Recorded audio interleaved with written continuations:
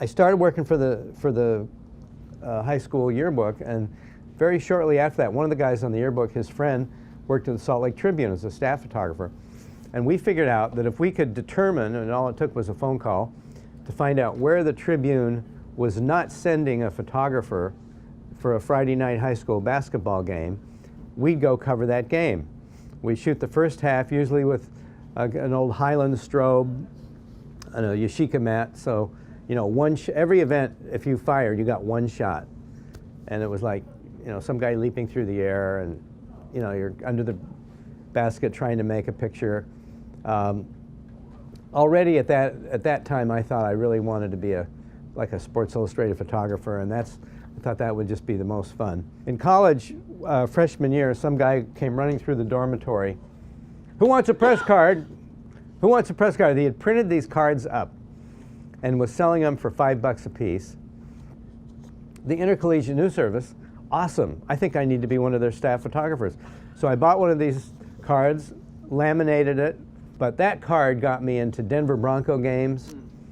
There pretty much wasn't anywhere I wanted to go that I couldn't tell them that I was from Intercollegiate News Service and I'm on deadline. You need to let me in. And people were, I wouldn't say we were pulling a fast one, because basically we were pretty much right. We were creating stuff. Anyway, I like a lot of photographers of my generation, we found ourselves covering the war in Vietnam. I went for 6 weeks and I stayed 2 years. And I had, basically, I went to Time magazine. I said, look, I'm going to go to Vietnam.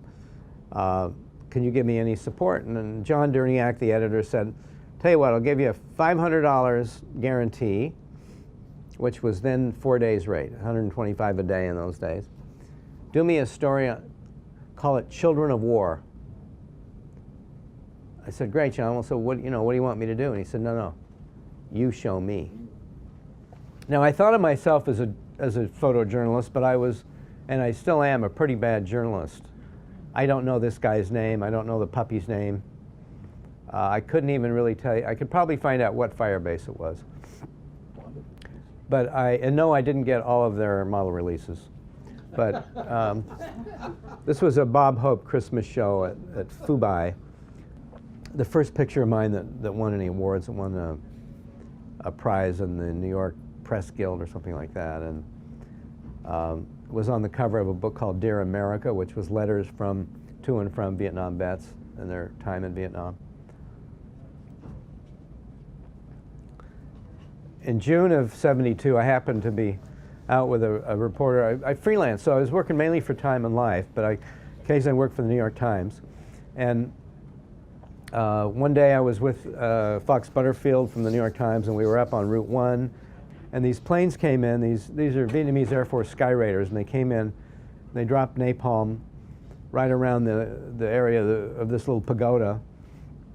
I had an old knob-wind Leica, a Leica Model 3, and I am struggling, take a picture of the plane, struggling to try and get this film loaded.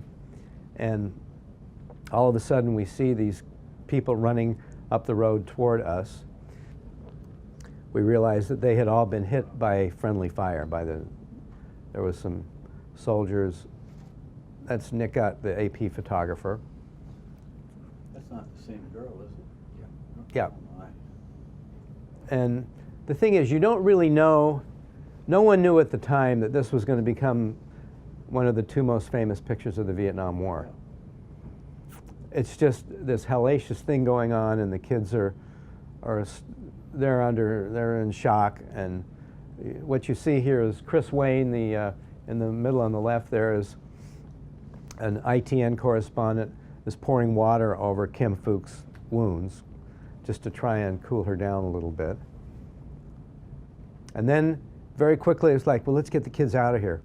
And they started running up the road, and they got to a car, and Nick basically put the kids in his car, took them to the hospital. And the hospital didn't want to take the kids. They thought she was far too injured that she would ever survive, and they didn't want to make an investment in her, basically. I mean, that's what the triage was about. But Nick was very insistent, and left the kids at the hospital, came to the AP. Now, I had not ever really kept up with Kim. And 3 years ago, a German TV crew got all three of us together in Washington, using this whole event as a kind of way to talk about the role of media and what happens in media. This is the little girl who no one expected to live. Right. And what was astonishing, this was about 3 years ago. On June 8th of last summer, it was the 40th anniversary of that day in Trang Bang. This evening in Toronto, there was Nick, myself, Chris Wayne, the guy who had been pouring the water on her burns. It was just the most improbable thing to me to see this beautiful woman with a heart of gold and who had been given up for dead 40 years before. I got back from Vietnam about a month and a half later. Life magazine closed. This was in Chile after the coup d'etat against Allende, which will be 40 years this September.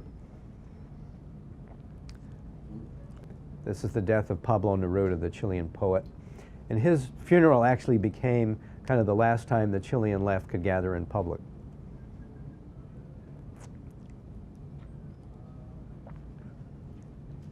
And pretty much all we shot was black and white, maybe a little color. That was like 3 black and white cameras and a color camera. You guys have it so easy now, it like makes me sick. Really. And this is a handheld Nikon 500 f8 mirror at about 20 feet, 25 feet, something like that, at the funeral. Anyway, I ended up in Iran. This was early in January. I got there Christmas Day of '78 and ended up staying for weeks because I could tell this was a story. This was an hour and a half after I arrived. I was in the middle of a gunfight. Hit the ground running. People were really, I mean, it was not just a little skirmish. There was a lot of stuff going on. And every funeral of every demonstrator who was shot would become a political event. David, go back to that one right before. What do you do as a photographer in that situation? Do you run? Do you get close? No, I mean, I'm just trying not to get shot. I don't want the guy, yeah. But yeah, I mean, you got to make a frame. Anyway, this to me was a real story, and I ended up staying through the departure of the Shah. This was his last news conference on New Year's Day at the palace. This was the last cabinet that they introduced, and the new premier, Shapur Bakhtiar. And after he left Iran, he was tracked down and killed in Paris by the Khomeini forces. That was the last day I developed a roll of film. We heard that Bakhtiar might be getting named prime minister, and I went with Bob Deere, the AP photographer, a British guy, east side, east end of London, Cockney. So we each shot one roll, went back to the AP office, and we were using the old Patterson reels. You had to slide the part that sticks out, you would take the other part, stick it on there, and you had to turn it like a third of a turn until it clicked. And apparently I did not click it enough. And when I took the film out of the soup, the reel had opened up, and the film all completely just laid it on itself, and all I had was 2 frames at the end of the roll. Right. One of which I don't even know if it ever got used, but after that, I have let all the developing get done by professionals. It's too painful. And okay, how'd you get your film out? Well, you'd go to the airport, and things had broken down so much you could walk into the airport, past the ticket counter, past customs, past the cops, and just right into the waiting area. And we'd have this great little game. We'd just kind of look around, like, see the guy in the upper right corner just below that arrow. Well, he looks like somebody that might work. The 2 guys standing on the left, I don't think so. The bearded guy, absolutely not. And the amazing thing was that the only time our film never got through was when we trusted it to a radio reporter. Duh. Wow. I mean, Jay Bushinsky, a wonderful guy from Group W, and he got out to Cyprus, then went back to Jerusalem, and it was like, hey, I just remembered, I got your film. But that's how it worked in those days. It was the very beginning of ENG television. I remember seeing the same day it was shot, ABC's footage of some protesters stealing a rifle from a wounded soldier. The fact that you could see it the same day it was shot was unbelievable. And that was really the beginning of electronic journalism. Anyway, I started taking pictures, like I said, in high school, and for whatever reason, I guess part of it was that I ended up being a poli-sci major. I'd been a photographer for about a year, yearbook photographer. I'd taken a few basketball pictures, and John Kennedy comes to Salt Lake City on a little visit. And my mom and I, she was always involved in politics, local, we decided to go down and see the president. We get down there and she's standing in line. We're at the little vestibule when you come through the rotating doors. And he walks in, shakes a few hands, walked right by me. I couldn't really even get my camera up to see. So I figured I had a VMAR 135 2.8 on my Pentax. So I just put it on infinity, and it was like from here to the back wall of the store. Anyway, I get home, develop the film, I look at it, and I wouldn't learn this phrase until later, but the French have a way of looking at a picture like this, which is sous-ex flou et bougé, underexposed, blurry, and out of focus.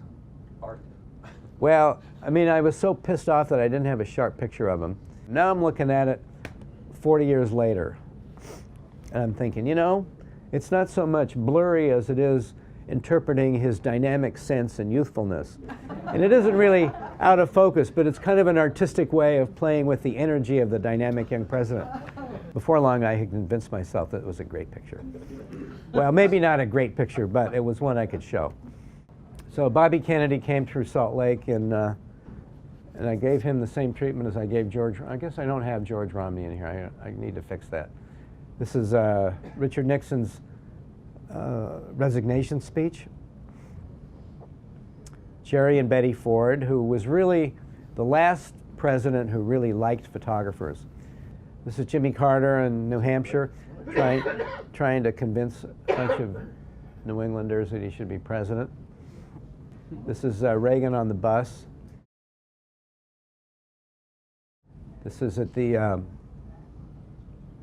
first summit of the Soviet leader Mikhail Gorbachev and Reagan. And I get in there and I see it that when I walked in, the chairs were like this far apart. It was like myself and a couple of guys. We said the Secret Service something that nobody bothers to say anymore, which is, can I get a light reading up there? You know, we actually had light meters. So we go up there and it's like, you know, Larry Downing, who was then with Newsweek, now with Reuters, Larry was complicit in this. And as we're kind of like, well, 125 at about 3.5, what are you getting, Larry? 320? And you could like throw around all these numbers and stuff, right? And as we're doing that, we're kind of pushing the chairs together with our legs to finally, because you know, you wanted to be able to get them in the same room. I mean, and then by the time the protocol guys had seen what we did, frankly, I'm not real big on changing what's out there, but this was one time where I just couldn't resist it. So this was shot, I had a test with a Mamiya 6, and I couldn't believe how sharp this thing was. Mamiya 6, a great camera. This is hair night on the Clinton campaign. And this was the first time I was working with a Holga. This is when I kind of started shooting with a large format. This was, I think, 2006. And so this is a Holga picture of Howard Dean when he ran in '04, and very, very briefly looked like he might actually be the candidate. John Edwards. And you know, once we started to figure out about John Edwards, like in the last couple of years, probably somebody would have probably run this picture with you. Dick Gebhardt. I went into this thing. I just took my Digicam. Then I had a 20D Canon. It wasn't a big deal of a camera. It had the tiny chip, but I got in and I thought, him against that big flag, that is something I need to go back out to the bus and get the big camera, and it kind of made it a lot more interesting. Kennedy was shooting for Newsweek. I was shooting for Time, and I had this thing from Time of like, we need a cover picture. And I thought, okay, well, so I said, look, you say to the staff people, we want something that's a little bit special just for us. So, okay, you ready for exclusive? So they bring Kennerly and I up at the same time. I spread the legs on the tripod, just kind of in front of Carrie like this. And I'm looking at him. Meanwhile, I'm just hearing like click, click, click, click, click, click, click, click, click. David's like jumping around like a grasshopper, bum, bum, bum, bum, bum, bum, bum, bum, bum, bum, bum. He's probably shot 100 frames, and I'm still trying to figure out if I need to close the little the shade on the window. And finally, I just said, oh, the hell with it. That's the way it looks, and we'll just deal with it. So I set it up, made like, I don't know, 2 or 3 frames, and then I shot a couple of digis, and then bada bing, bada boom. You never know when it's going to work, Great shot. This was Senator Barack Obama out on Teddy Kennedy's, I want to call it a porch, but I think they had a fancier name for it at the Capitol. Again, just like these big pillars, and in between this nice light would come in. That's where I feel the most comfortable. This is Teddy Kennedy in the hallway of a Senate office building, and the only light on this picture is a door on the left that's open to an office where the light from a window is coming out into the hallway, and that's the 30th at 2. And Obama's '08 crowds, I have to say, were really pretty interesting. This was we got on an elevator that it wasn't supposed to open on this floor. He was going to do like a surprise drop-in. He's like, uh-oh, this is not good. I better hide. And then he said, don't take a picture of this. I said, this is the best picture I've taken all week, which it kind of was. So we're at this event, I think in Seattle, and it rains like crazy while we're in the event. And when we came back to the airfield, there were all these little puddles of water. And of course, the big puddles got assigned to the wire services. And then kind of the medium puddles, there were a couple of TV guys. And then the dippy little puddles, that's where, People magazine, you're kind of way down the list. So you're kind of like, I was just amazed that I actually saw him when he walked up the stairs, because it wasn't a sure thing. This was backstage somewhere. This is convention night in Denver. And this was the same thing, like on a flight to St. Louis, and I had my 5 minutes of glory. That's the window light. And the window light, and I got a couple of good frames. Now this was shot in Atlanta. I believe this was Atlanta, 1996.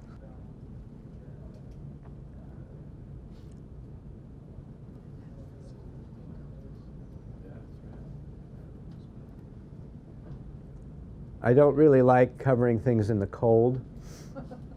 And if I hadn't been from Salt Lake City, I don't think I would have gone to the Winter Games. But it was amazing. This is one of those things where I had maybe a D2 in 2002. It wasn't very advanced. But they come down off that ramp at about 70 miles an hour. And so you're kind of like, nothing but sky. Nothing but sky. I mean, there was no way to really get it. And finally, they had one of the volunteers start counting it down. He'd step back a ways and he'd say 3, 2, 1, and then you finally could actually. I got a few pictures, but they're really moving when they go by you. This is 10,000 people all looking at me. The Shalikashvilis. A Georgian guy married an American woman, and they're both on their country's respective modern pentathlon teams, which is like sword fighting, riding a horse, running, and shooting, and something else. I forget what the 5th one is. This was the first year that women wrestlers were introduced to Olympic wrestling. Mr. Lopez, a judo. The winning pole vault jump. This was pictures from the Olympics in Beijing, where basically I was using the world's oldest zoom lens trick, 1/8 of a second and zooming.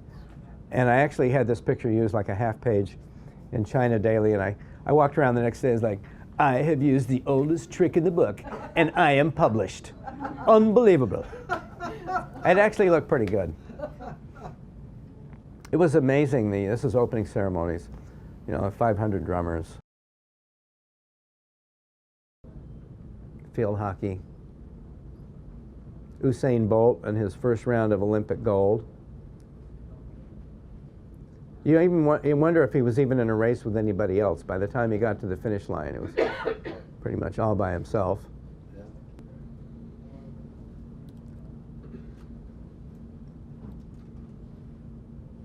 And cool things happen when you slow the shutter down a little bit on fencing. Start of a men's 5,000 meter. This is beach volleyball. And the building right behind is Churchill's War Offices from the 1940s.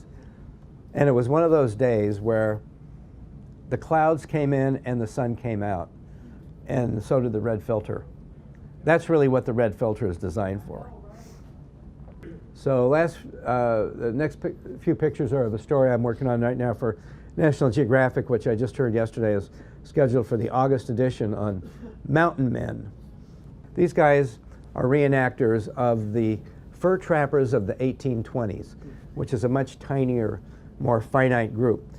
Their coats were made out of buffalo hide, and they threw nothing away. I mean, they totally made use out of like everything. So, and they're a pretty cool bunch of guys. This guy's a dentist, and this is a really beautiful lake. They used to do these annual rendezvous back in the 1820s and 30s, and they would all gather and raise hell and trade pelts and get drunk, and so this was very near where that used to take place. You know, it's that end of the daylight, and it's probably a 30th at 2:08 or 2 or something. And you're just hoping, let me get one more frame before the light goes. Last set of pictures is from the Katrina story, the post-Katrina story I did for National Geographic. This actually is 4 or 5 digital pictures that's been composited. And I kind of I don't like to do a really clean composite because I don't want to really make the assumption that I really shot it as one. I like seeing that it was done how it was done, and then at least you're not trying to put one over on your viewers. I drove by one house and this guy had put his kids' clothes up there just as a little. He later told the reporter, so I just wanted people to understand that life doesn't always turn out the way you think it might. And you see the water lines in these houses that are up 4 feet. It's just no way they'll ever be, they've just got to totally be rebuilt. They had to get rid of tens of thousands of refrigerators. And this one guy just started plucking all the magnets off of the refrigerators. And Herb Gettridge, 89 years old, was the first guy to, he never really left his house, but he was the first guy to rebuild. He built his house with his own hands in the 50s and just had no intention of leaving. When I walked into his bedroom, I just saw how the water had destroyed everything. I mean, see, he's got like hat boxes. This guy wears hats. This guy was a cool guy. This was where a levee broke and the sand just flooded the neighborhood.